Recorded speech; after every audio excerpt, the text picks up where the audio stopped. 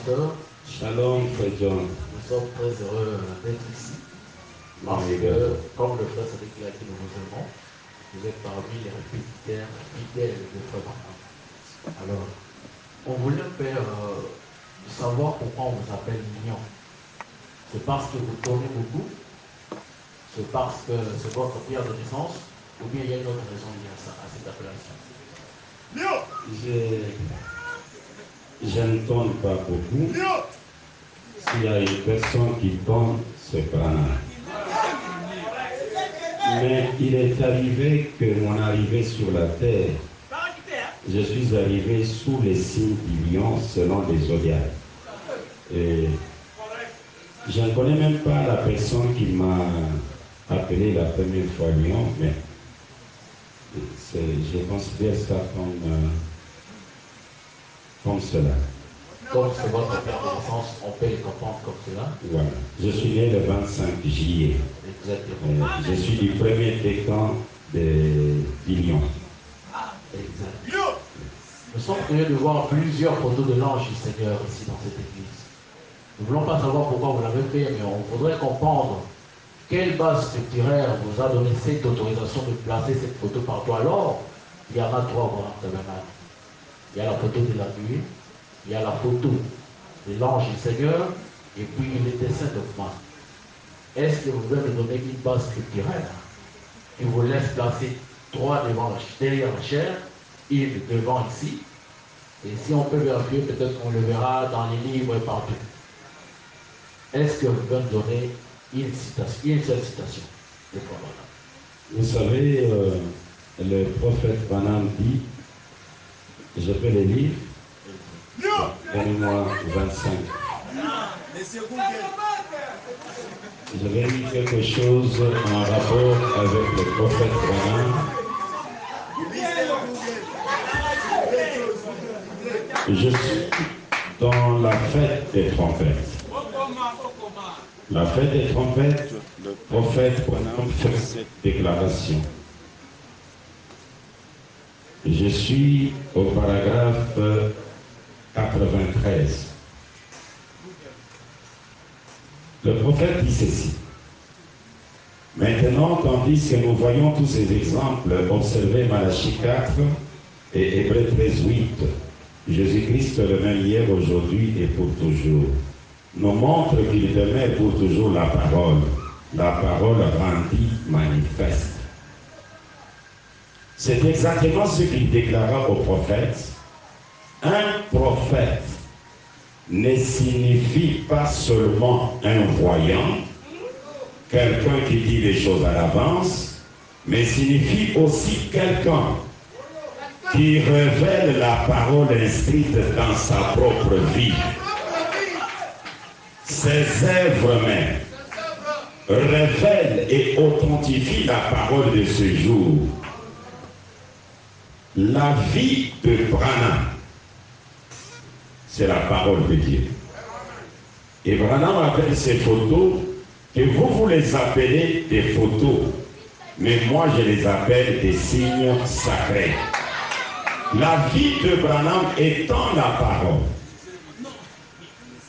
La vie de Branham étant la parole, que Dieu bénisse le révérend Roy que je vois. Tous les révérends, que Dieu vous bénisse. Tous les bien-aimés, que Dieu vous bénisse. Tous les musiciens, que Dieu vous bénisse. Je suis très content.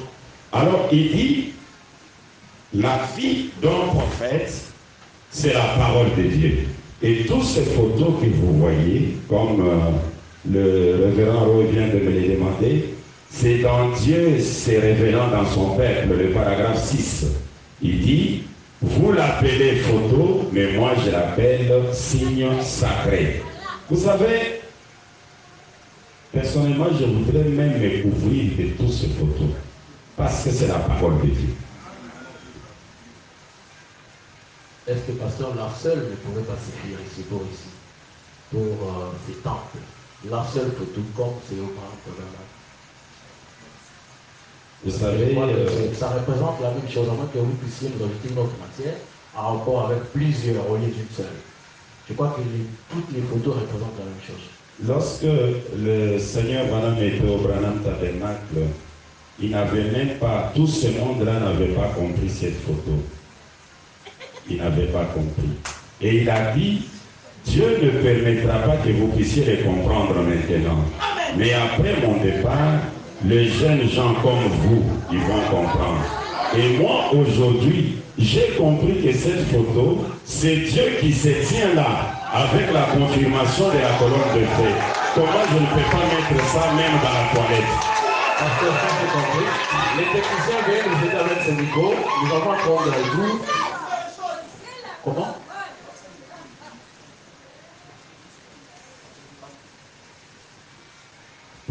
Pasteur Ben, on voulait comprendre bien et qu'on s'entende bien à partir de là. Pour quelle raison vous avez placé... Pasteur, que Dieu vous bénisse. Vous avez placé 3 photos au lieu d'une seule. Parce qu'allez voir tout, il représente la même chose. Est-ce que vous avez des matières à ajouter à chacune de ces photos ici? Notre problème, c'est juste là. Pourquoi plusieurs au lieu d'une? L'utilisation et qu'on sort là, ça vous regarde. Mais la représentation de chaque photo qui est placée ici, de l'ange du Seigneur d'abord, avant d'arriver à celle de la roue dans la roue. Je pensais que je vous ai répondu. Non, c'est pas clair. Mais je suis en train de comprendre que vous deviez avoir une citation qui dit vous devez placer une seule photo dans l'église. On pouvait le voir au Branham Tabernacle jusqu'à ce soir. Une seule, de l'ange du Seigneur, à part les autres. Une seule au Branham Tabernacle. Dans le temple, à l'intérieur, au temple de l'intérieur. Et je pense qu'il n'y a pas une citation qui dit mettez une seule. S'il n'y en a pas, ne jugez pas celui qui met 100. Ah là, c'est votre compréhension en coup personnel. Vous allez juger quelqu'un avec la parole, non avec les raisonnements. Les jeunes, eux, c'est Branham ou rien. Et quand les jeunes commencent à raisonner, là, nous les ramenons à la parole. Ayez une citation qui dit vous devez avoir une seule photo. Merci, pasteur. Merci. On va en prendre le détail quand vous allez exposer après. Alors, toujours une question de curiosité. Pasteur Ben, Je suis là. vous êtes marié ou célibataire? Je suis marié. Vous êtes marié? Oui. Père de combien Et d'enfants? père de 9 enfants. 9 enfants. Oui. Votre épouse est ici? Peut-être elle est restée. Oh, elle est là. Et la maman, vous pouvez venir debout, on veut juste vous Vous saluer. allez la reconnaître, elle a des gros yeux comme ça. Alors, Voilà, elle est là. question de curiosité. Avant de commencer, nous voulons quand même en profiter de savoir un peu, pasteur Ben, quelle est votre nourriture préférée? Parce qu'un jour, on peut vous inviter en Afrique du Sud. On veut déjà savoir ce que vous aimez le plus manger, pasteur Ben. En tant que missionnaire, je mange tout. Vous mangez tout. Oui. Tout ce que les êtres humains mangent, je mange. Et qu'est-ce que vous détestez tellement dans votre vie? C'est que vous n'aimez pas que quelqu'un puisse faire pour vous. Je déteste quelqu'un qui ne répète pas William Branham. Ok, merci. Alors, c'est depuis quand vous avez écrit le message du prophète William Marion Branham? Le message en général, c'est en 87. Oui. En 87. Les brochures. J'ai touché les brochures pour la première fois en 87. 87. Qui vous a amené à croire le message? Je vais vous relater une petite histoire là. Oui, brièvement. Ça ne risquerait pas de prendre le temps des grands thèmes. C'est-à-dire, soyez bref, hein? On veut juste savoir qu'est-ce qui vous a amené à croire le message. C'est une petite histoire un peu compliquée, je vais la synthétiser. C'était mon oncle maternel qui m'a invité d'aller au message, d'aller écouter l'évangile. Et quand je suis arrivé, j'ai trouvé que c'était le pasteur Dick qui prêchait. C'est le premier prédicateur que j'ai écouté. Il prêchait sur aujourd'hui cette écriture est accomplie. Et il a dit, Jésus est entré dans les temples, on lui a donné les rouleaux par un prêtre, et quand il a dit aujourd'hui cette écriture est accomplie. Et le pasteur dit, aujourd'hui, Frère Branham est entré dans les temples, un prêtre lui a donné la Bible, parce que la Bible que sa femme lui avait donnée, les papiers étaient collés, et il a dit, Aujourd'hui, cette écriture est accomplie. J'ai vu les frères sauter, crier, et quand ils sont sortis, mon oncle m'a demandé comment vous avez suivi. J'ai posé la première question. Qui est Branham? Mon oncle m'a dit, c'est un messager. J'ai dit, qui est Jésus? Il me dit, j'ai dit, quelle est la différence entre Branham et Jésus? Mon oncle me dit, Jésus c'est notre Dieu, Branham c'est notre prophète. Je lui ai dit, mais le pasteur dit qu'il n'a pas prêché comme ça. Lui il a dit, c'est Branham qui est Jésus. Parce qu'il a dit, hier, Jésus est entré dans les temples, on lui a donné les rouleaux, et aujourd'hui c'est Branham qui est entré dans les temples, on lui a donné la Bible. Par conséquent, moi je me retire. Je ne peux pas rester dans le message pour adorer un homme. Je fuis le message. Vous comprenez cette histoire, elle est compliquée. Aujourd'hui, les gens, quand ils me voient défendre la divinité de Branham, ils pensent que je suis né comme ça. Non. J'étais comme vous. J'ai rejeté. Et quand je suis revenu pour la deuxième fois, alors là, j'ai suivi, c'était le pasteur, que son âme repose en paix, le pasteur Badian Bougie, qui parlait sur étroite est la porte, resserrez les chemins, et j'ai pris le message. J'ai été baptisé au nom du Seigneur Jésus-Christ comme vous. Par qui vous êtes baptisé? C'est pasteur Vigile, hein? Dans l'église des pasteurs Vigile, un de ses diacres. Bon, c'est lui. Quand un diacre vous baptise, c'est son pasteur qui vous a baptisé. Frère Jean-Claude, je ne sais pas si vous avez une question avant qu'on continue. Bonjour, pasteur Ben. Bonjour, cher journaliste. Merci de nous avoir accueillis. Merci. Et je dis aussi merci à tous ces publics. Pasteur Ben, vous avez pris le passage au tabernacle de Bushman. On a essayé de checker dans votre historique. On a trouvé que vous accueillez le Saint-Esprit au tabernacle de Bushman. Comment un homme qui adore Branham, les temps où il est nécessaire de baptiser au nom de Branham, vous vous prenez le baptême au nom de Jésus-Christ et vous avez le Saint-Esprit. Comment vous expliquez ça? Comment j'ai pris le baptême au nom de Jésus et j'ai reçu le Saint-Esprit? Mais le Saint-Esprit m'a amené à ce que je suis aujourd'hui. Qui est le Saint-Esprit? William Branham déclare, Dieu a un homme en poste dans ses tabernacles ce matin. Et cet homme s'appelle le Saint-Esprit. C'est dans les départs soudains et secrets de l'Église, le paragraphe 162. Et il dit, je vais tourner mon dos à cette assistance pour vous faire savoir que le même ange qui était à Sodome, c'est le même qui est ici ce soir. Il ne s'agit pas de votre frère, il s'agit de votre Seigneur, le Saint-Esprit. Quand je l'ai reçu, je suis arrivé à l'adorer et à prendre le baptême en son nom. Nous allons de baptême, de révélation. Ne stagnez pas, ne vous arrêtez pas. La colonne de feu progresse, vous aussi progressez. Oui, révérend Ben, merci pour la réponse. Je reviens encore une fois de plus. Pouvez-vous nous confirmer que l'homme qui est baptisé au nom du Seigneur Jésus-Christ peut recevoir le Saint-Esprit sans passer par le baptême au nom de Branham? Le baptême du Saint-Esprit, vous pouvez l'avoir et aller en enfer. Parce que le baptême du Saint-Esprit, c'est la finalité du deuxième exode. Branham est venu nous faire sortir du baptême du Saint-Esprit. Vous devez d'abord avoir le baptême du Saint-Esprit. Donnez 47, s'il vous plaît. 47.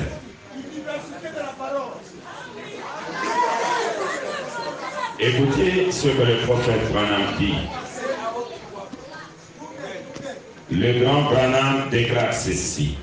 Je suis dans le 3e exode. Le 3e exode, je suis à la page 38e. Il dit ceci. Le voici en train de conduire le 3e exode. Que fit-il lors du premier exode? Il les fit sortir d'un pays naturel pour les conduire dans un pays naturel. Premier exode. Égypte, Palestine. Dans le deuxième exode, il les fit sortir d'un état spirituel pour les conduire dans un baptême spirituel, celui du Saint-Esprit. Le deuxième exode, on quitte le judaïsme, un état spirituel, vers le baptême du Saint-Esprit. Aujourd'hui, le troisième exode, aujourd'hui, il les conduit du baptême spirituel du Saint-Esprit pour les faire retourner dans le pays éternel du millénium et du glorieux futur. Donc nous quittons le baptême du Saint-Esprit. Et je vous apprends, le baptême du Saint-Esprit, ou quoi? C'est pourquoi il y a l'histoire du nom nouveau. Vous devez quitter ça. Pasteur, nous osons croire que vous allez revenir là-dessus lorsqu'on va parler du baptême. Après votre exposé, on aimerait savoir comment vous êtes devenu pasteur. Et depuis quelle année, qui vous avez ordonné au ministère. Vous allez aussi nous brosser un peu l'historique de cette église. Merci. Tu vois, le micro commence un peu à déranger. Non, je vais pas, ça va. Laissez.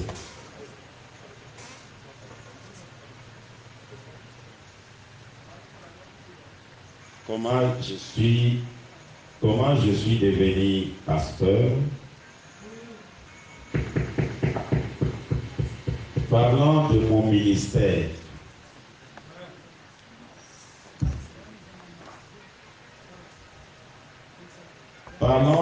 ministère, l'histoire est très longue. Et je ne saurais pas entrer là-dedans. Mais je voudrais vous dire que j'ai été bien formé d'abord dans la famille. Et je crois que pour la première fois que je suis monté du haut de la chaise, j'avais 14 ans. À l'âge de 14 ans, je suis monté du haut de la chaise dans une église méthodiste. C'est là où je prêchais pour la première fois. Après avoir exercé dans la famille chaque soir, on avait l'habitude, aujourd'hui c'est elle qui prêche, demain c'est elle qui prêche. C'est comme ça que j'ai été élevé.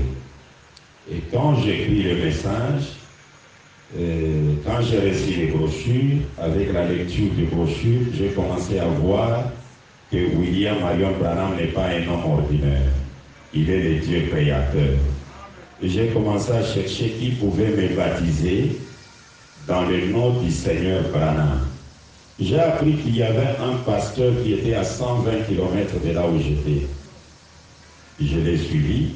Il s'appelle pasteur Michel Cambal. C'est là où je suis arrivé. Il m'a baptisé, ça devrait être vers 4 heures du matin ou 5 heures du matin. Il m'a posé des questions si j'étais vraiment convaincu. J'étais plus que convaincu. Il m'a baptisé et il m'a envoyé chez un autre pasteur qui collaborait avec lui, qui était tout près de moi pour l'encadrement, le pasteur Misakabu. C'est là où je suis arrivé. Il a commencé à m'encadrer et un jour, j'ai décidé de lui demander la chair. Ça doit être en 1991, si je ne m'abuse pas. J'ai décidé qu'aujourd'hui, vraiment, je peux éclater. Je dois demander la chair à mon pasteur. Je sors de chez moi, je marche quelques pas, je me croise avec lui. Je lui dis, j'arrive chez vous, j'ai quelque chose à vous dire. Il me dit, non, rentrons chez vous, moi aussi j'ai quelque chose à vous dire. Nous sommes rentrés. Arrivé à la maison, il me dit, je suis venu vous dire qu'aujourd'hui, c'était un vendredi. Aujourd'hui, c'est toi qui dois être à la chaire. J'ai dit, mais pasteur, comment tu peux me dire ça? Moi, je venais pour te dire ça. Et c'est ainsi que je suis monté du haut de la chaire. Le premier sermon que j'avais prêché, je vais encore me rappeler, c'est la salutation à l'épouse de Christ. Donc j'ai pris Gabriel qui a rencontré Marie, et Gabriel aujourd'hui est devenu le Saint-Esprit Branham qui rencontre le 7e âge de l'Église et le salut. Le 7e âge de l'Église doit avoir la grossesse pour donner naissance dans la lignée d'un fils qui doit être toutes les nations avec une verge de fer qui est Branham. C'était ça mon premier sermon.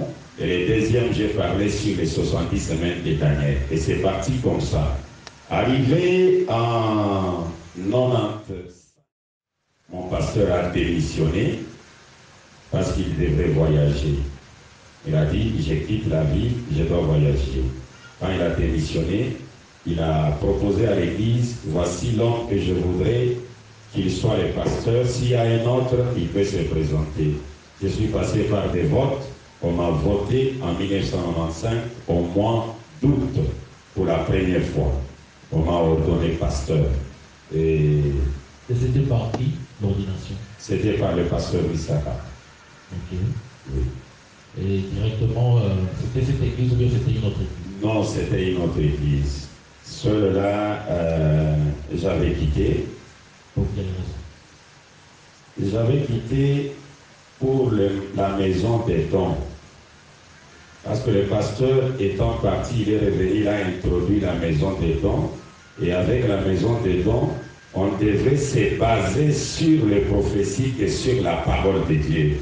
Alors moi, je ne pouvais pas digérer cela. Et cette église-là commence en quelle année? Cette église, elle a commencé en 2005. J'ai tenu la campagne sur Fikir en 2005, au mois d'avril. C'était du 15 au 17 sur Fikir. Et là, j'ai baptisé 32 personnes et l'église a commencé. Ok, je crois que la foule qui est en train de nous suivre, vous allez le supporter parce que avant d'évoluer avec le pasteur Ben, on devra le connaître. Comment il a commencé, on ne peut pas introduire cette émission comme ça. Et voilà un peu pourquoi nous passons à cet exercice, pour le connaître un peu davantage. Peut-être que nous on les connaît, mais les invités qui sont ici parmi nous ne comprennent pas qui est le pasteur Ben. Voilà un peu l'objectif principal de cet exercice. Alors, pasteur Ben, cette église s'appelle Mission évangélique Branham Église. Oui. Quelle est la doctrine de cette église? La doctrine de cette église s'appelle William Marion Branham et elle est subdivisée en 23 chapitres. Et c'est le premier chapitre que nous allons traiter avec vous aujourd'hui. Le premier chapitre, je vais vous le citer. La mission évangélique Branham Église, c'est un rassemblement de membres vivants. Les membres vivants qui croient et acceptent toute révélation venant de Dieu, comme la révélation de Dieu, la révélation du diable, la révélation de la vraie Église. C'est le premier chapitre. Le deuxième, nous sommes un peuple qui a reconnu le parent rédempteur et nous l'adorons selon les principes. Le troisième chapitre, William Marion Branham est une réalité, ce n'est pas un mythe. Nous croyons à toutes ces déclarations, nous croyons toutes ces photos, ces visions, ces songes, ces prophéties, les tout Branham, nous croyons. Même ses habits, nous croyons. Merci, merci. Alors, on termine par ici, pasteur Ben. Oui. On ne le souhaite pas. Si aujourd'hui vous mourrez, on ne le souhaite pas. Vous pensez qu'il doit prendre la relève pour continuer avec cette église? Votre fils ou comment? Pour le moment. C'est une question que je ne peux pas répondre parce que je dois laisser la place de William Branham. William Branham reste Dieu et il a le contrôle de tout. Est-ce que vous avez compris ma question? Je l'ai bien compris. Si vous mourrez aujourd'hui. Donc vous êtes en train de me demander sur mon testament. Oui, oui. Et pourtant le testament peut être publié après la mort du testateur. Il y a le testament déjà écrit. J'ai dit, vous êtes en train de demander que je publie mon testament, n'est-ce pas? Je vais me baser sur quelle écriture?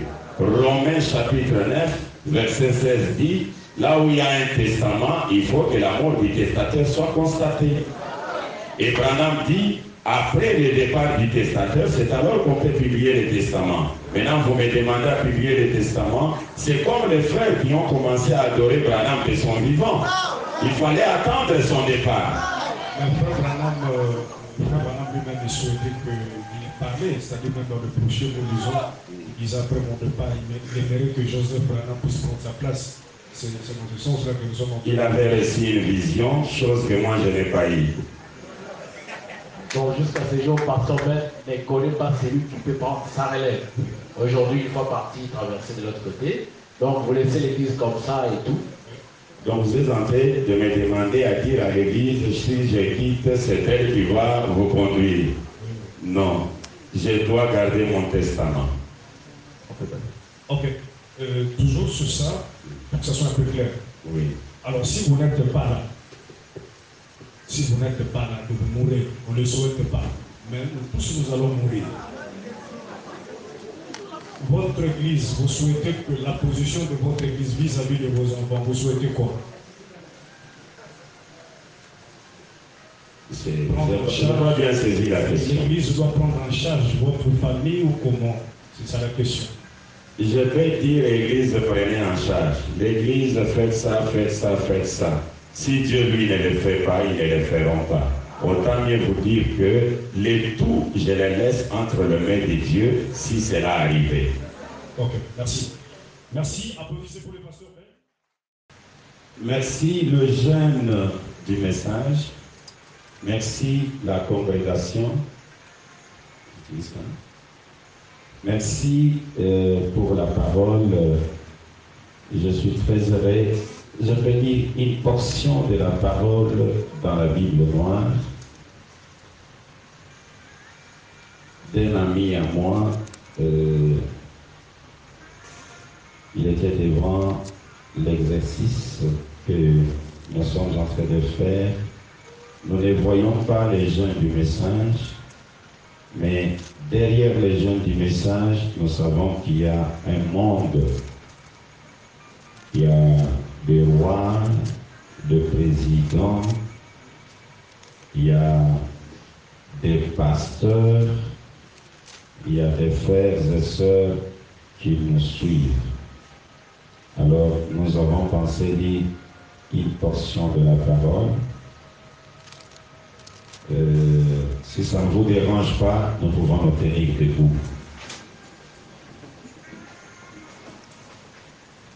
Actes des apôtres au chapitre 26e. Agrippa dit à Paul, il t'est permis de parler pour ta défense. Et Paul, ayant étendu la main, se justifia en ces termes. Je m'estime heureux, roi Agrippa, d'avoir aujourd'hui à me justifier devant toi de toutes les choses dont je suis accusé par les Juifs. Car tu connais parfaitement leurs coutumes et leurs discussions, je te prie donc de m'écouter avec patience. Ma vie de le premier temps de ma jeunesse est connue de tous les Juifs, puisqu'elle s'est passée à Jérusalem au milieu de ma nation.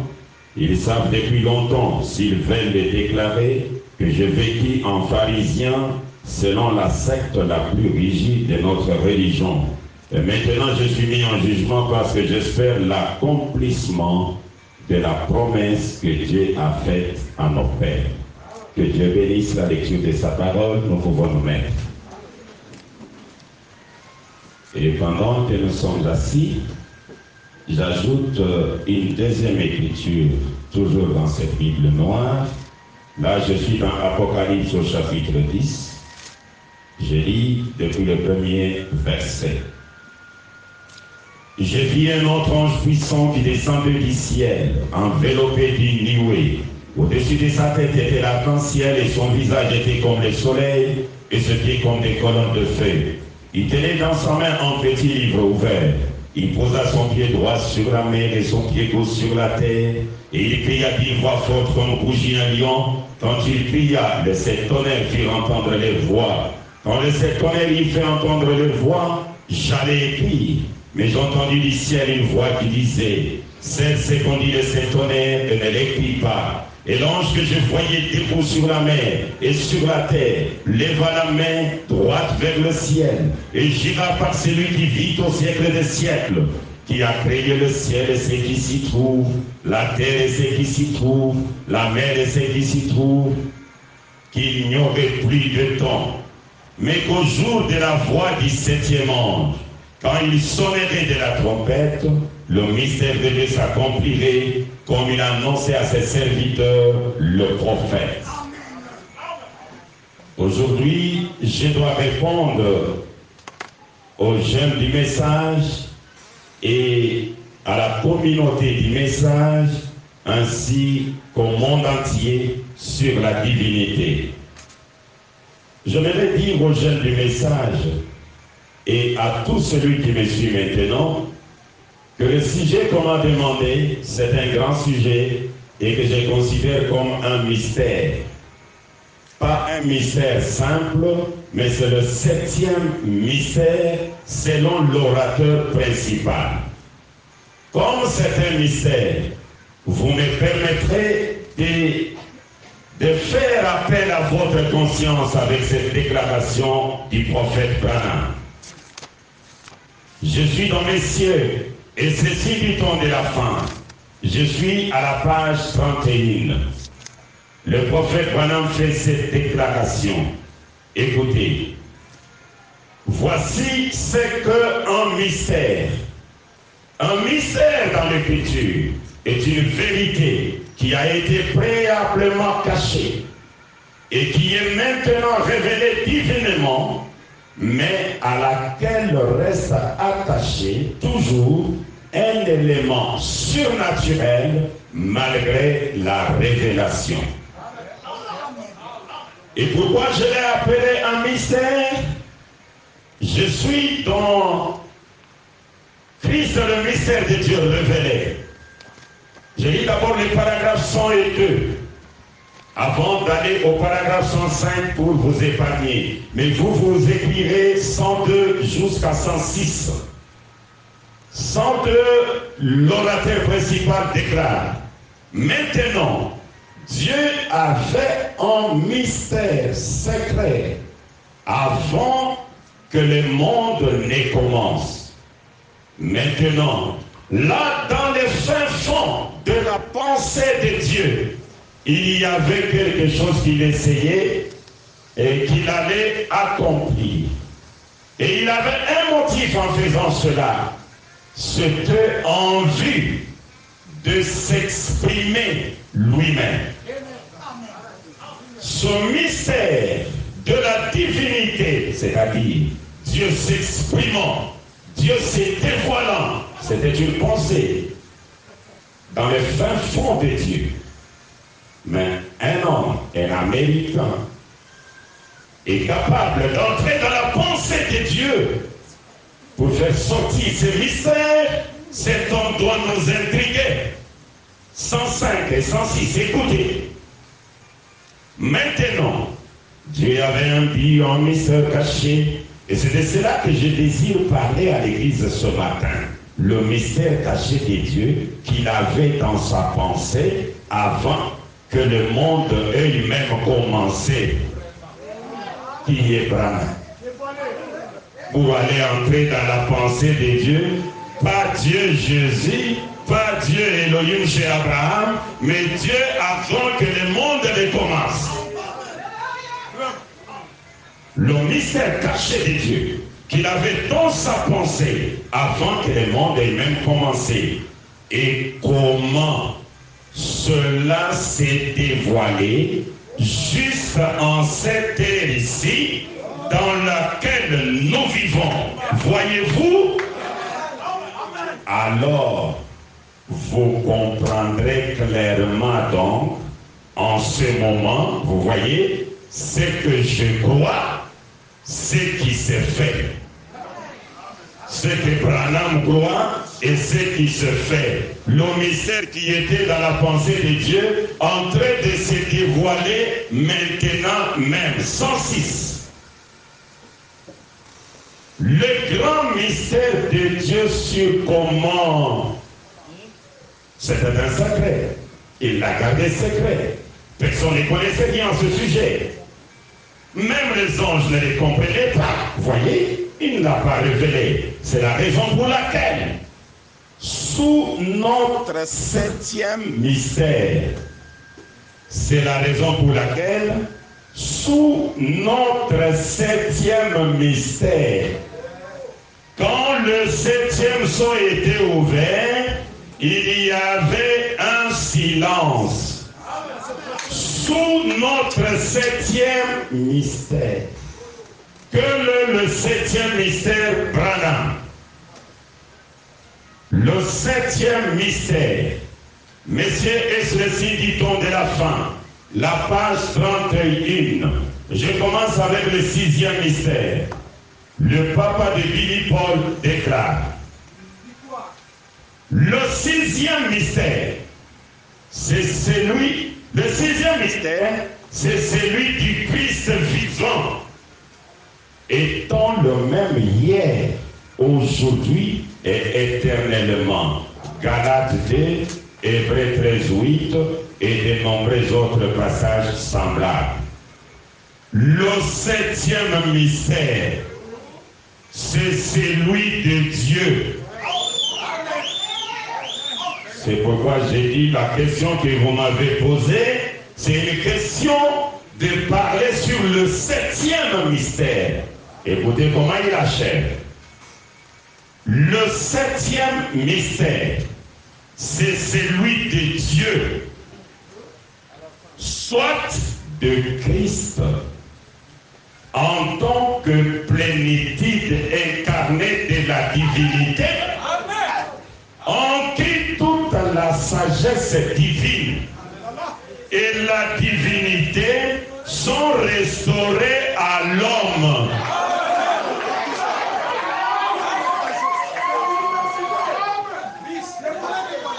Que l'Éternel vous bénisse, pasteur. Je suis très content de votre arrivée. Qu'il vous comble richement. Je suis très heureux et très honoré par votre présence.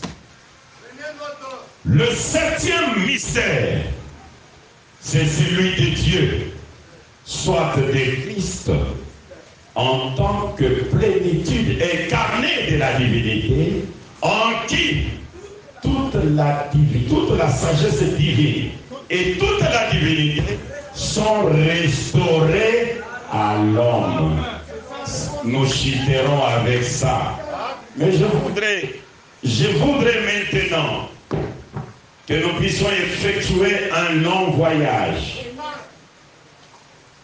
Qui est Dieu? Il vient d'où? Dans le pays où il est venu, ils étaient au nombre de combien? Et il s'appelle lui-même qui? Dieu vient d'où?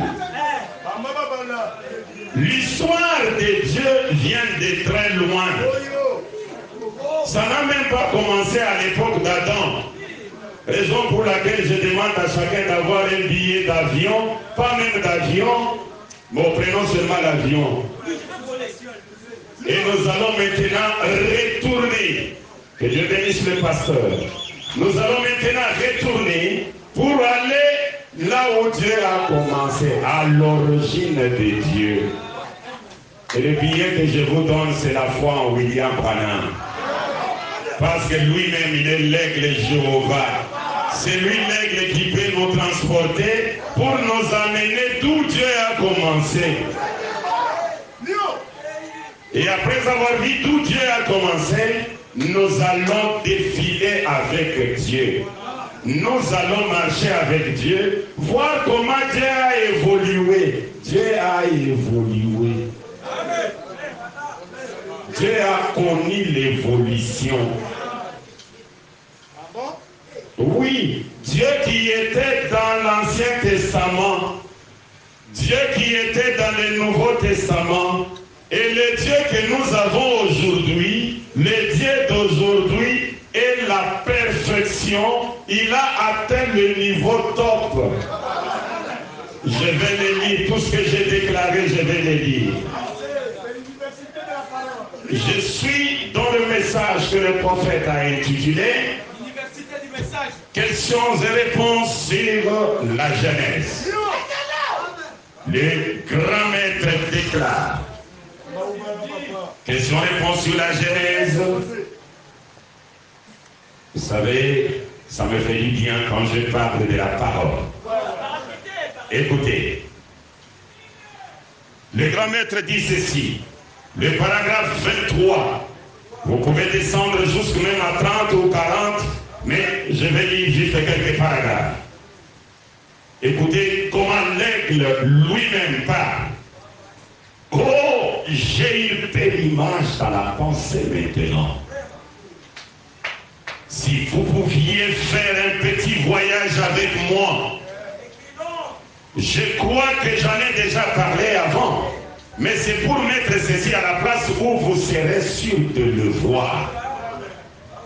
Maintenant, faisons un petit voyage et revenons en arrière pendant un petit moment. Ne pensez pas à la chaleur qu'il fait. Le voyage est long. Ne pensez pas à la chaleur. Paragraphe 24 suivant. Revenons à il y a 100 millions d'années, avant même qu'il y ait une étoile. 100 millions d'années avant l'étoile. Ça, Moïse ne vous le dira pas. Jésus ne vous le dira pas. Ça, c'est le domaine réservé à William Marion Branham. Et nous l'appelons l'orateur principal.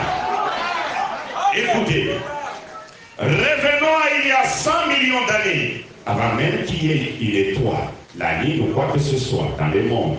Il y a un temps pendant lequel il n'y avait rien ici. C'était seulement un grand toujours et l'éternité. Et les toujours et toute l'éternité était Dieu. Il était là au commencement. Sortons maintenant sur le bord de cette rampe. Regardons par-dessus et voyons ces choses arriver. Personne n'a jamais vu le Père.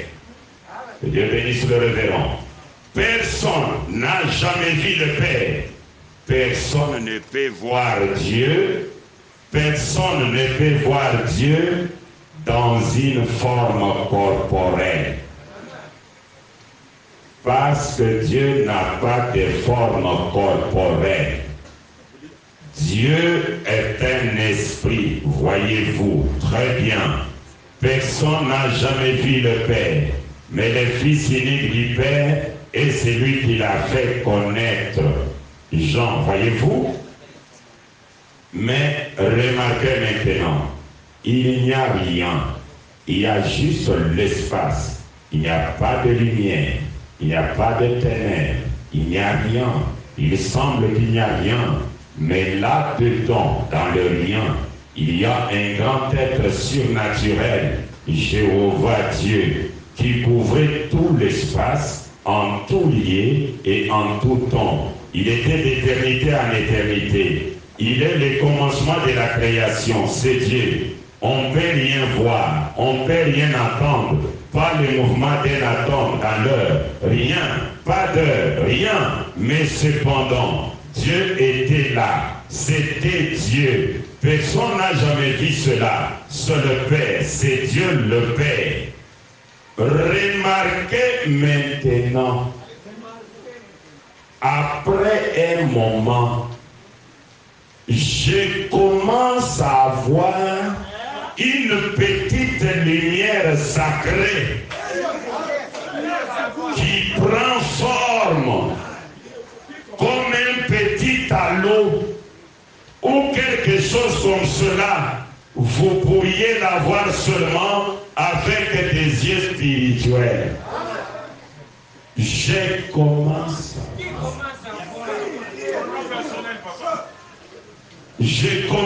à voir. Ok, on me demande de donner, quand je donne les sermons, que je donne la date, c'est vraiment nécessaire. Voilà, je vais tenir à ça. Je commence à voir. Branham nous a transportés jusqu'à dans l'éternité, là où Dieu a commencé, un grand toujours. Là-dedans, il y avait un être surnaturel qui est Dieu et personne n'a jamais vu ça. Maintenant, après un moment, Branham commence à voir. Il dit, remarquez maintenant, après un moment, je commence à voir une petite lumière sacrée qui prend forme.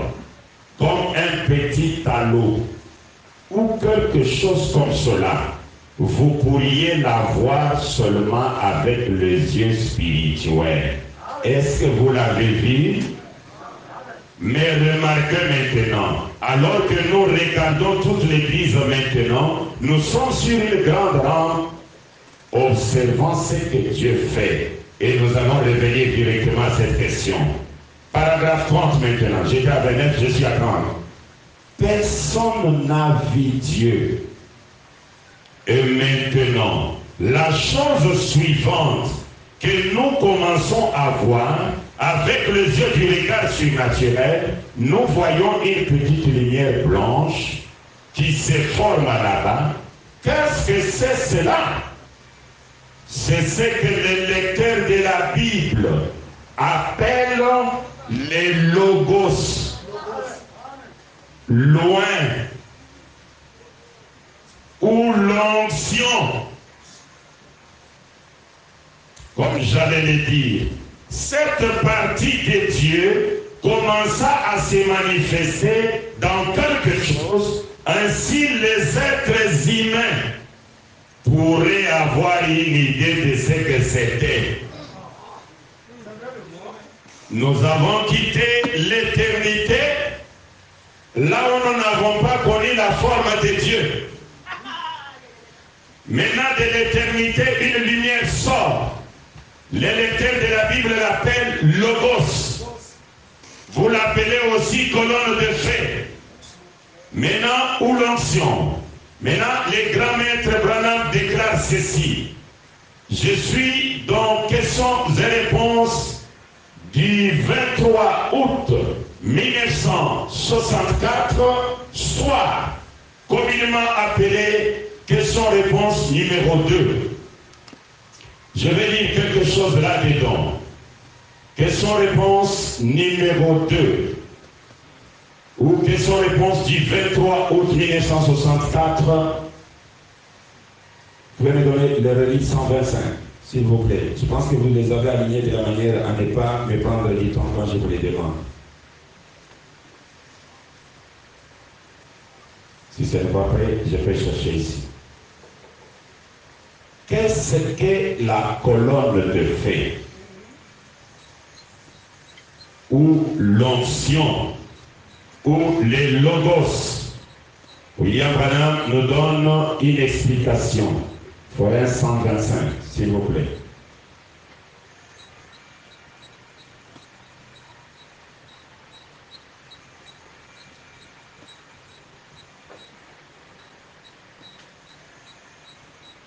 C'est au paragraphe 107. Question-réponse du... Voilà, je suis là. Question-réponse du 23 août 1964, soir. Paragraphe 107. Le grand Branham déclare.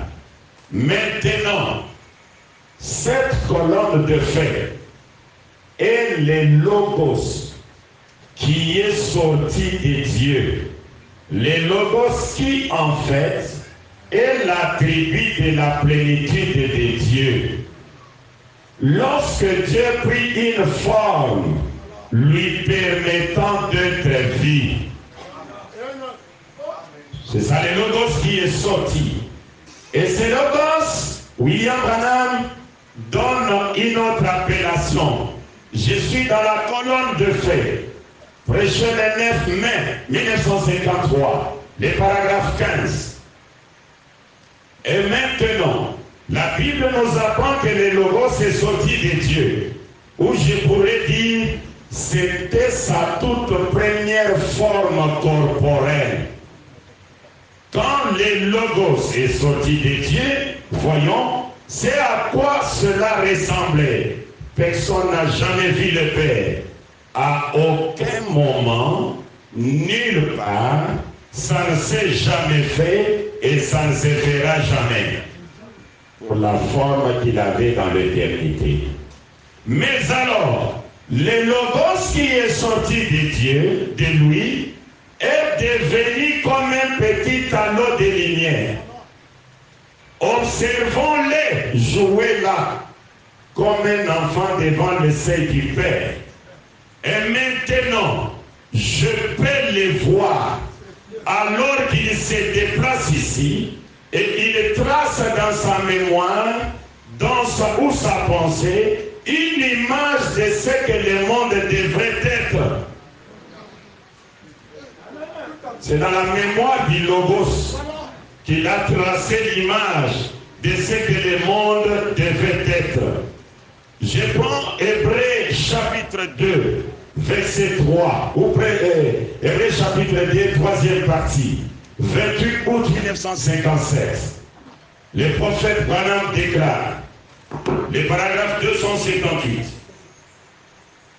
Et maintenant, les logos qui sortit de Dieu, c'était les logos. Tout cela a commencé à prendre une forme corporelle. Et cette forme corporelle fut appelée dans l'enseignement des théologiens logos. Les logos qui sortit de Dieu. En d'autres termes, un meilleur mot pour cela était ce que nous appelons une théophanie. Le logos a commencé à prendre une forme corporelle. Mais les théologiens l'appellent logos. Mais un meilleur mot, ou un meilleur mot, c'est la théophanie. Une théophanie, c'est un corps humain qui est glorifié. Pas exactement avec de la chair et du sang, comme il en sera dans son état glorifié. Mais elle a la forme d'un corps humain qui ne mange ni ne boit, mais c'est un corps qui nous attend aussitôt que nous aurons quitté celui-ci. Voilà comment Branham a marché avec nous. Et ce logos-là, c'est celui qui était chez Abraham, qu'on avait appelé Melchisedec, qui n'a ni père ni mère. Je l'ai déclaré, je dois le lire. 112, s'il vous plaît. Florence, aujourd'hui, qu'est-ce qui se passe? On ne t'a pas fait les cafés? 112 est là, vous les laissez là-bas. Merci. Écoutez les prophètes. Questions et réponses sur les Hébreux. Deuxième partie. Le papa de Philippe Paul dit ceci. Car ceci va nous aider à comprendre que celui qui était au commencement était la parole était avec Dieu, ce n'était pas le fils de Marie.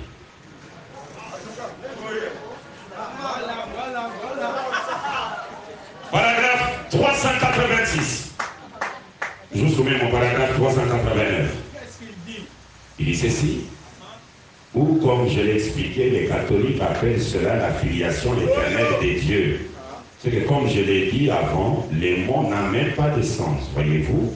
Il ne peut pas y avoir de fils éternel. Parce qu'un fils devait avoir un commencement. Et ainsi, Jésus eut un commencement, tandis que Dieu n'avait point de commencement. Voyez-vous?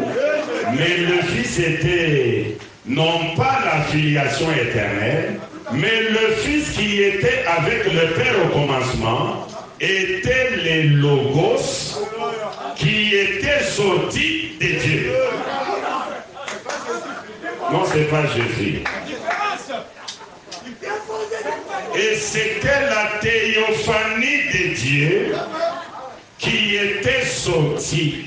La forme humaine qui n'avait pas les yeux comme vous voyez, un meilleur œil. Elle n'avait pas les oreilles comme vous pouvez entendre, mais une meilleure ouïe, de loin meilleure, voyez-vous. Cela était une théophanie. C'est que toute cette arc-en-ciel condescendit dans une théophanie. Moïse les vit lorsqu'elle passa par les rochers comme cela. Il parti de derrière et il dit, cela avait la ressemblance d'un homme. Moïse a dit, Dieu, j'ai parlé avec toi, ça fait longtemps. Je vais te voir. Dieu lui a dit, Moïse, tu ne peux pas me voir. Personne ne peut me voir et vivre. Dieu a pris sa main, il a mis sur le visage de Moïse. Et Dieu est passé, les logos, la théophanie. Quand il est passé, il enlève la main, Moïse voit le dos. Pour ne pas anticiper les choses, je pourrais tout simplement dire que hier, il avait mis la main sur le visage de Moïse. Aujourd'hui, chez vous, en Afrique du Sud, il a mis la main sur le dos pour dire, nous sommes dans le temps du dévoilement, vous pouvez me voir. Nous allons les confirmer avec les Saintes Écritures.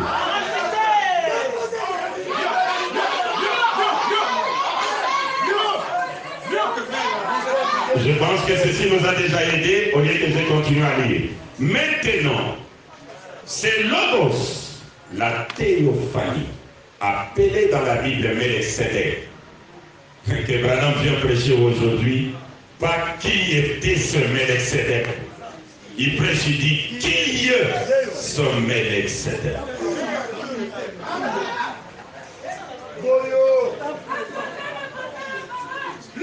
C'est Logos, cette théophanie a connu une marche. Cette divinité a commencé à se manifester pour que les hommes les voient. Et ça marche à 3 étapes dans les 3 dispensations. Je commence par dire, dans la première dispensation, ce n'était pas le Dieu parfait. Dans la deuxième dispensation, il n'était pas parfait. Et ce garçon Paul de la Bible nous a dit, lorsque le parfait viendra, faites disparaître le partiel. Lisons les prophètes. Ça et 7. Ça et 7 ici. En bas là, ça et 7.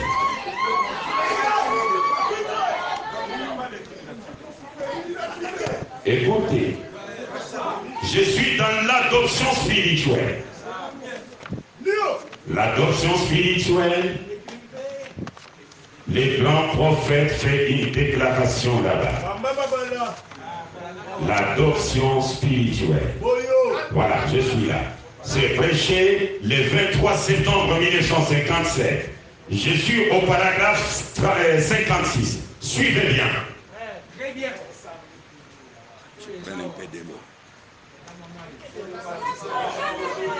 Nous avons déjà vieilli. Écoutez. Donc, 3 est le nombre de la perfection dans paragraphe 56. 23 septembre 56. Paragraphe 56. Donc, 3 est le nombre de la perfection dans lequel Dieu est rendu parfait. Amen. Dieu est rendu parfait dans le chiffre 3. Si vous l'avez connu en 1, écoutez, Dieu est rendu parfait. 3 est le nombre de la perfection dans lequel Dieu est rendu parfait. L'unique, vrai, éternel Dieu est rendu parfait dans les 3 dispensations de la manifestation de sa divinité. Père, Fils, Saint-Esprit. Cela ne veut pas dire qu'il y a 3 différents dieux individuels. Mais il y a un Dieu unique représenté dans les 3. Dieu n'est pas 3. Dieu est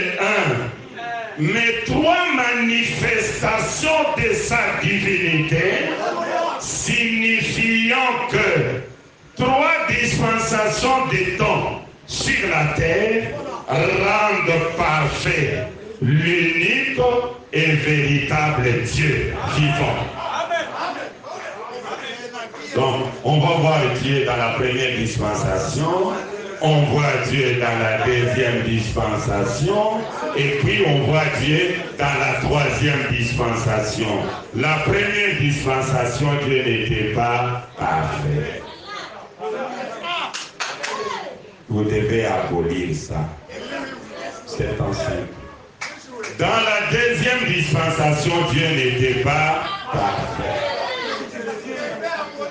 Et Paul dit, nous connaissons en partie, nous prophétisons en partie. Mais lorsque ce qui est parfait sera venu, ce qui est partiel sera quoi? Aboli.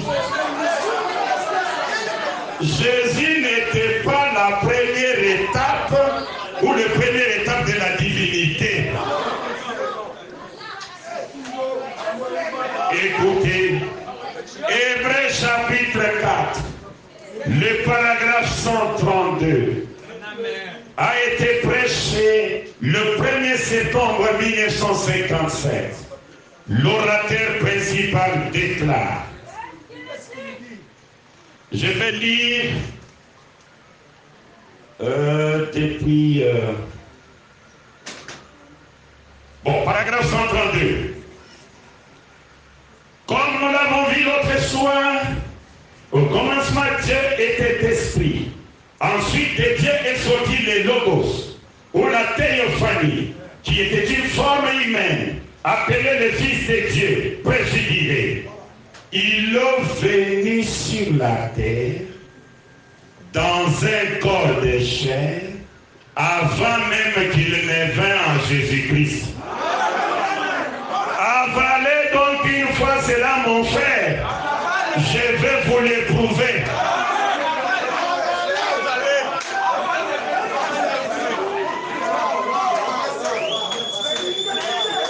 C'était Dieu, mais ce n'était pas Jésus. C'était même avant de venir en Jésus. Oh, peuple du message. Je ne sais pas comment Jésus vous a beaucoup marqué. Vous ne voyez pas que Dieu était venu avant de venir en Jésus. Le grand maître a saisi votre question, il répond. Le paragraphe 135. Vous dites, frère Branham, vous ne nous avez pas encore dit quand Dieu fit fait chair avant qu'il vînt en Christ. C'est quand Abraham était assis sous sa tente, un jour, des anges de Dieu étaient venus et s'étaient approchés de lui dans la chair humaine. Il n'était pas parfait. Il a même dissous ces corps-là. Le corps est retourné à la poussière. Il savait qu'il allait changer de corps. C'est là où Branham a un enseignement selon lequel il y a 3 étapes de la parole faite chair. Vous cherchez la citation, je la lis directement. 3 étapes de la parole faite chair. Donnez-moi 102. C'est-à-dire, Dieu s'est fait chair. Logos s'est fait chair 3 fois. Et ces 3 fois-là, il poursuit la perfection. Sans aider pendant que vous cherchez. Je voudrais dire ceci. La deuxième fois que Dieu s'est fait chair, c'était avec Jésus. Je vais les lire. Donnez-moi 60, vite, 60.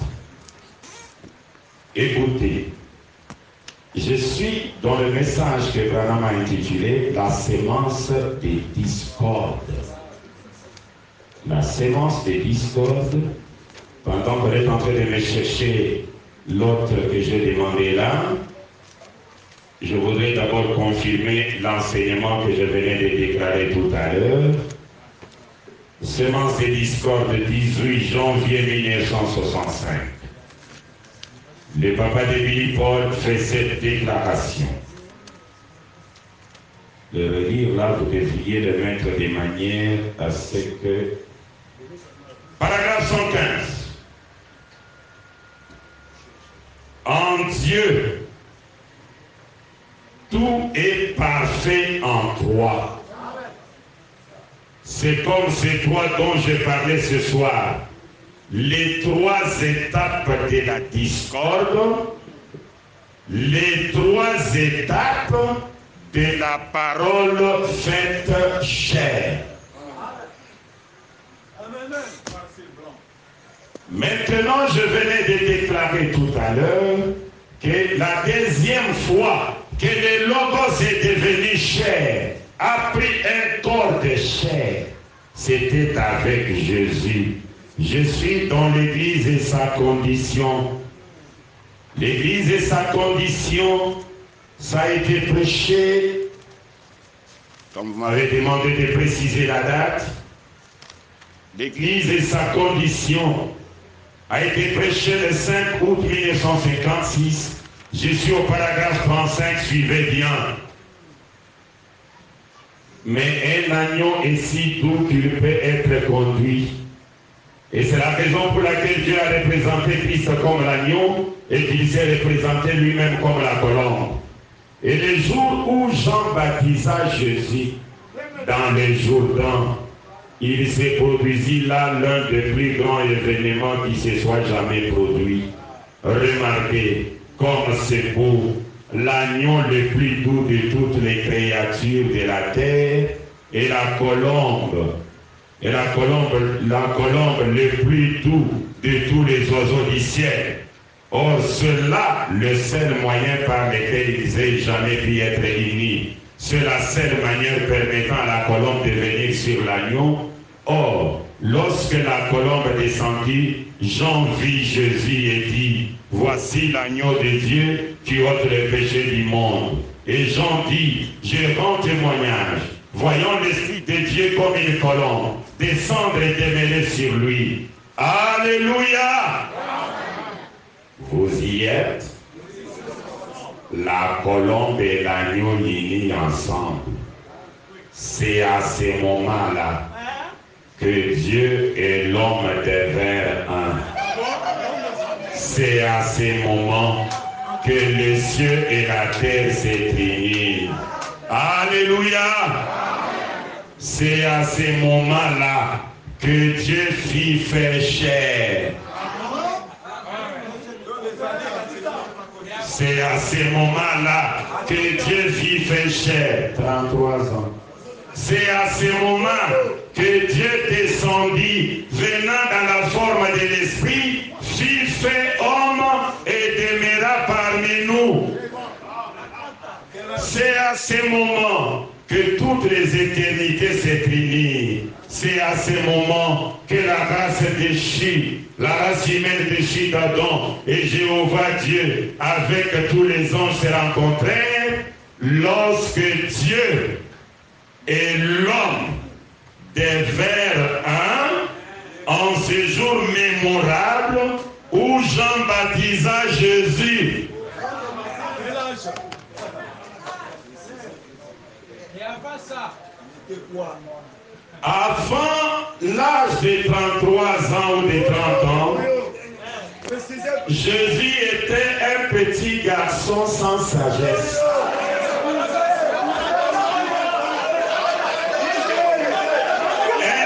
Un garçon de rien, sans sagesse.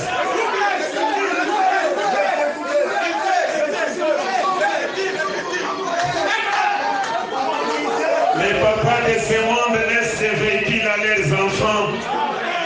Les autres laissent des parcelles. Les autres même des grosses sommes d'argent dans les banques.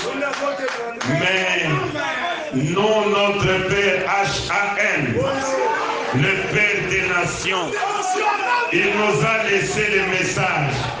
Et le message est notre domaine. C'est grave.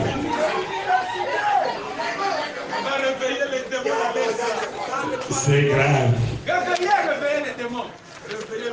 Je voudrais vous lire ce que je venais de déclarer parce que je me rends compte que ça scandalisait quelques personnes non averties.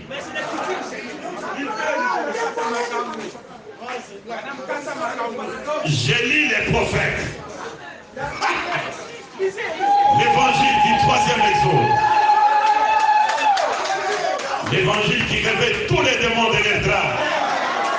Mais ça vous conscientise d'un changement réel et radical intervenu dans les domaines de la religion. L'évangile qui chasse l'ignorance de vos cœurs et de vos têtes. Paradoxe.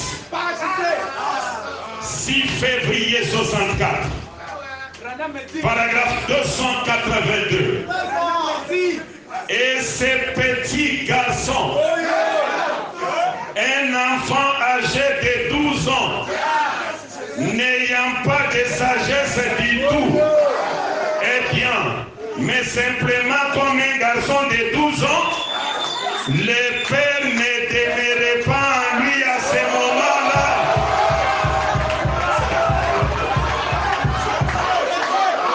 Parce qu'il est venu le jour qu'il l'a baptisé. Je le joue.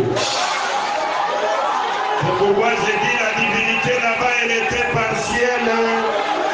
La divinité au commencement, elle était partielle. Allons vers la perfection. Oui, c'est un serviteur de Dieu, vous les traitez avec respect. Vous aussi ne dérangez pas, respectez les diacres. Que le Très-Haut vous bénisse bien, vous mettre là-bas. Vous êtes serviteur de Dieu. Allez vous mettre là-bas. Voilà, c'est les vins nouveaux. Les grands Branham appellent cela les vins nouveaux. Écoutez. Et ces petits garçons, un enfant âgé de 12 ans, n'ayant pas de sagesse du tout, eh bien, mais simplement comme un garçon de 12 ans, le père ne demeurait pas en lui à ce moment-là. Parce qu'il est venu le jour qu'il l'a baptisé. Il vit l'Esprit de Dieu descendre, vous voyez, et entrer en lui.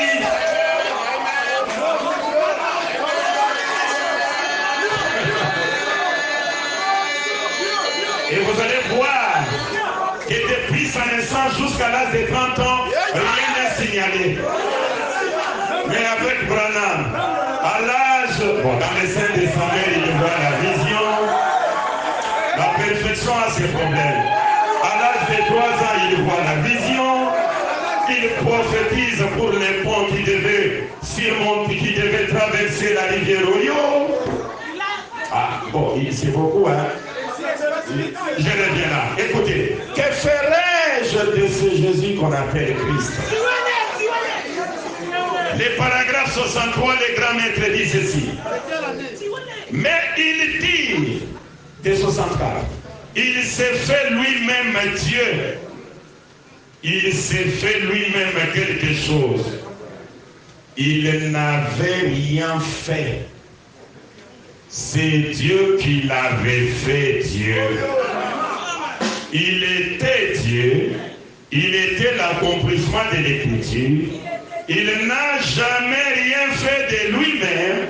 C'est Dieu qui a fait de lui ce qu'il était. J'ai beaucoup que je peux dire là-bas qui peuvent vous couper les souffles. Mais allons vers la perfection. La divinité aujourd'hui. La perfection elle-même, c'est quoi? Écoutez, je peux avoir 6. Le livre numéro 6, je peux l'avoir. Il est là, je vois.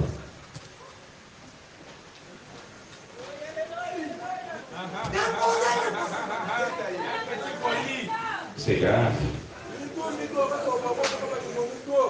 Écoutez, je suis dans le sermon que Branham, notre Dieu, a intitulé Lettre au Dieu à l'Irak. Il vous reste 13 minutes, pasteur. 13 minutes. Il n'y a pas de problème. Je suis là pour des questions. Même dans des questions-réponses, je vais lire. Mais je vais vous demander juste de m'ajouter 7 sur 13 pour que ça fasse 20. D'accord. Écoutez. On ne demande que la perfection. Voilà. Je suis au paragraphe... c'est grave. 28. Et nous, si vous le pouvez, je crois que je vous ai déjà parlé de la vision faite au sujet de Graham, que ces 6 lettres, ce qui représente l'homme ou le monde, c'est au mois de mai 1964. Branham, c'est ce qui est parfait, la perfection. Or, quand nous disons que Branham est 7, Branham lui-même dit, Branham c'est 7, ce qui est parfait, la perfection, c'est il fallait prendre les cafés vite. Écoutez, je suis dans des âmes qui sont en prison maintenant. Des âmes qui sont en prison maintenant. Et Dieu bénisse la des bienvenus. Écoutez, des âmes en prison maintenant. 348. 3, c'est la perfection. Le ministère est arrivé à sa perfection quand il a reproduit Christ de nouveau sous une forme naturelle parmi des êtres humains, comme il avait été prédit, ce qui arriva du temps de l'autre. Christ de nouveau dans les choses naturelles, parmi les hommes. Et c'est la perfection. Et vous savez, c'est la vérité et c'est la perfection. Parce que Paul nous a dit d'abandonner les partiels. Branham nous précise. Je pense que c'est 75. Tu me l'avais donné ici. Voilà, 75. Écoutez. Hébreux chapitre 6. Troisième partie. Branham dit ceci. Paragraphe 535. Maintenant, ça vous répond même à vous, mon précieux John Capt, qui voulait me ramener au Branham Tabernacle. Écoutez. Maintenant, puis dimanche dernier, nous avions pris les éléments de la parole de Christ. C'est ce que nous avons lu au chapitre 6. Tendons à ce qui est parfait. Et nous avons découvert que les gens aujourd'hui, dans bon nombre d'églises, tout comme au Branham Tabernacle et ailleurs, passent trop de temps à étudier les éléments de Christ. Il était le fils d'Abraham, il était le fils d'une terre, et on retourne même dans les généalogies. Mais la Bible dit, mettons ces choses de côté et tendons à ce qui est parfait. Mettons Jésus de côté, tendons à Branham. Et Branham est venu. Quelle est la mission de Branham? 26 était ici. Écoutez, le grand Branham déclare, je suis dans les lieux d'adoration que Dieu a choisi. Écoutez ce que Branham dit. Les lieux d'adoration du 18 juillet 65. Non, j'ai mal donné la date. Du 20 février 65. Les paragraphes 108. Le papa de Billy Paul déclare. Entre-temps, tu me cherches le relis numéro 15. Il dit ceci.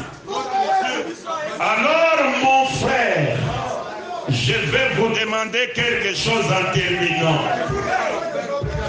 On pourrait dire ceci dans Malachie 4. Est-ce qu'il ne nous est pas aussi promis un autre aigle avec une colonne de lumière qui suivrait pour montrer à l'église d'Annéler aujourd'hui qu'il est Hébreux 13:8, le même hier, aujourd'hui et pour toujours. Est-ce qu'il ne nous est pas promis que notre arriverait du désert en volant? Amen. C'est exactement la vérité. Comme ça correspond, comme ça s'accorde avec Luc 17:30, où le Fils de l'homme, l'aigle, se révélera pour anéantir tous les lieux d'adoration, comme les dénominations et ainsi de suite.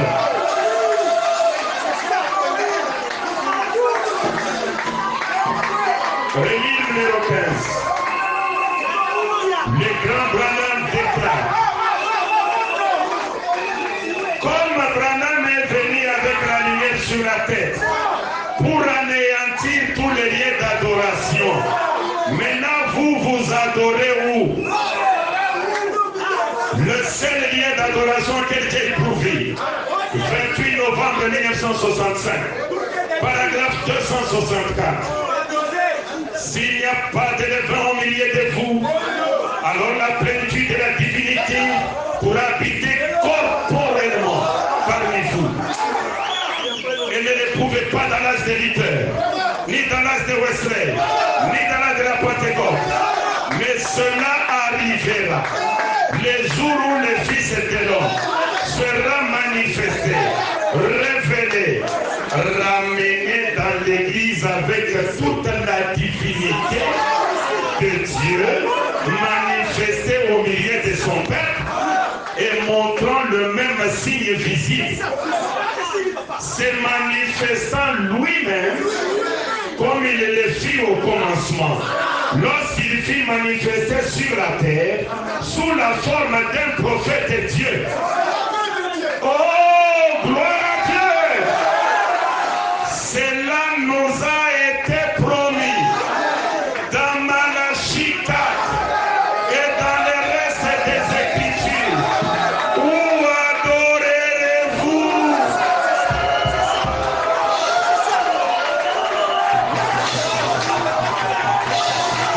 Mais il y a un problème. Ce qui empêche les gens de voir la divinité aujourd'hui, c'est quoi? Je lis ça et maintenant j'entre dans la divinité d'aujourd'hui. Écoutez les grands Branham. Je suis dans un témoignage. Prêché le 7 juin 1953. Le paragraphe 3, l'orateur principal déclare: eh bien, concernant la grande Trinité divine de Dieu, au jour, tout cela c'est un seul Dieu. Dieu dans une Trinité, la dispensation du Père, la dispensation du Fils et la dispensation du Saint-Esprit. Or, si un homme rejetait Dieu à l'époque de la dispensation du Père, sous Moïse et la loi, eh bien, il était mis à mort. S'il désobéissait à Dieu, qu'il violait son commandement, il serait mis à mort. Quand Jésus est venu, il dit: maintenant quiconque parlera contre le Fils de l'homme, il lui sera pardonné. Mais celui qui parlera contre le Saint-Esprit, il ne lui sera jamais pardonné, ni dans ce siècle, ni dans les siècles à venir. Donc,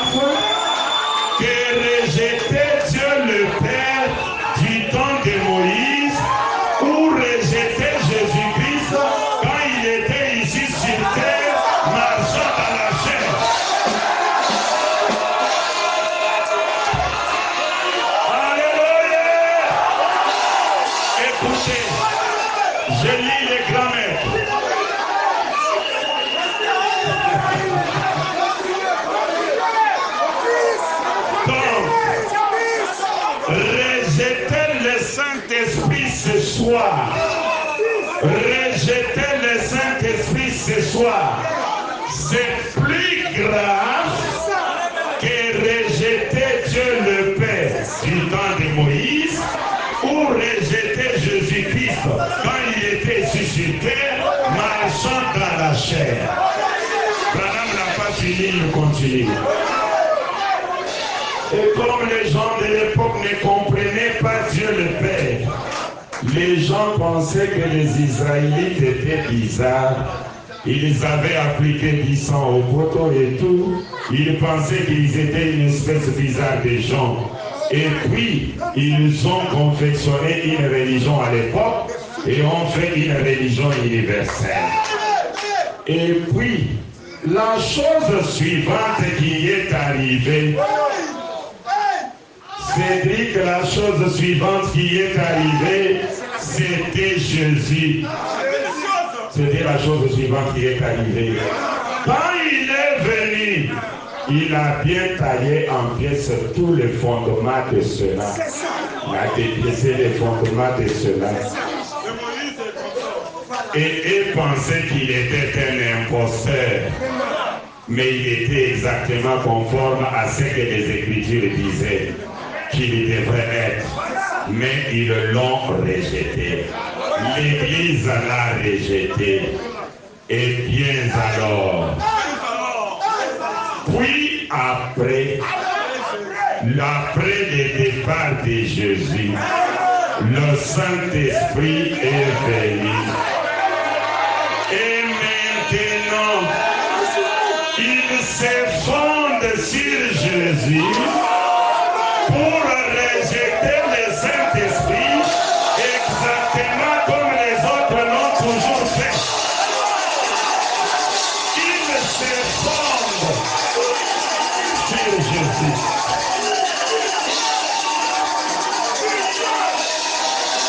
Chers journalistes, cher peuple de Dieu, je cite avec une forte déclaration. Et supportez-moi, je déclare devant l'humanité et devant les journalistes des jeunes du message et même ceux de Média Univers que Pierre ne connaissait pas Dieu, Paul ne connaissait pas Dieu. Ce sont des ignorants